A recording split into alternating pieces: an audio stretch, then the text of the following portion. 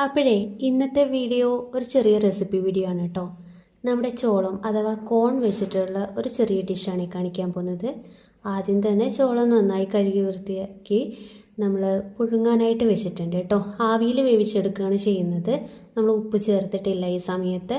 അപ്പോൾ ആവിയിൽ വെന്ത് വന്ന് ചൂടറിയതിന് ശേഷം നമ്മളിങ്ങനെ അതിനെ പീസായിട്ട് ഇളക്കി എടുക്കുന്നുണ്ട്.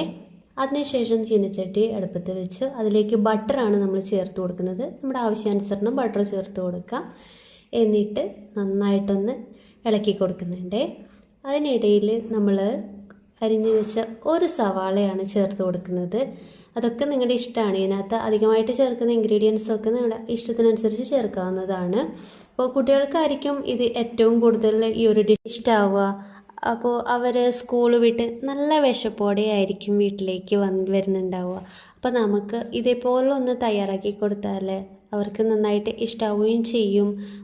വയറ് നന്നായിട്ട് ഫില്ലാവും. പിന്നെ അറിയാമല്ലോ, കോൺ നല്ല ഹെൽത്തി ആയിട്ടുള്ള ഒരു ഫുഡ് ഐറ്റം ആണ്. അതുകൊണ്ട് തന്നെ നമുക്ക് ധൈര്യമായിട്ട് ഉണ്ടാക്കി കൊടുക്കുക. അപ്പോൾ നമ്മൾ നന്നായി വഴറ്റിയതിന് ശേഷം അതിലേക്ക് ആവശ്യത്തിന് മുളക് പൊടി ഇട്ട് കൊടുക്കുന്നുണ്ട്. ഞാനിവിടെ കാശ്മീരിയും നോർമൽ മുളക് പൊടിയും മിക്സ് ചെയ്തിട്ടാണ് ആഡ് ചെയ്തിട്ടുള്ളത്. കൂടെ ഒരല്പം കുരുമുളക് പൊടി ചേർത്തിട്ടുണ്ട്. പിന്നെ ഉപ്പും കൂടി ചേർത്തിട്ടുണ്ട്.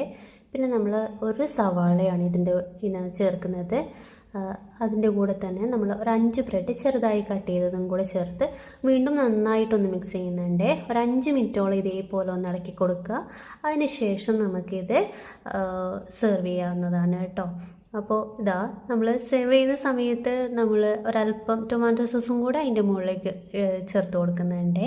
അപ്പോൾ ഇതാണ് ഇന്നത്തെ ഡിഷ്. അപ്പോൾ ഇഷ്ടമായെങ്കിൽ ലൈക്ക് ചെയ്യാനും ഷെയർ ചെയ്യാനും ചാനലൊന്ന് സബ്സ്ക്രൈബ് ചെയ്ത് സപ്പോർട്ട് ചെയ്യാനും മറക്കല്ലേ. Thank you for watching.